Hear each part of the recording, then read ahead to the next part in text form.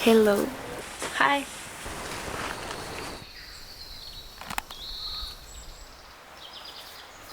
Somehow the rush and the need to build something that goes away, and it's more about just taking the time to observe. Oh, look at these ones. They remind me of home. We humans have always interacted with the land, with the soil.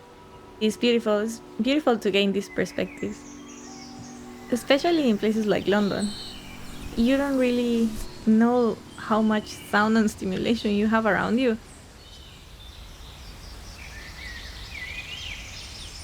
Not being stimulated by sound can stimulate your other senses. Look at these trees. Oh, they're just amazing.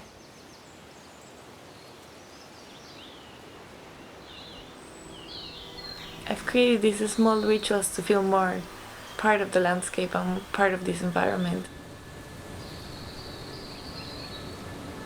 The more I'm here, the more in tune I get with the times, with the cycles of night and day, with the experience of embracing the slow life.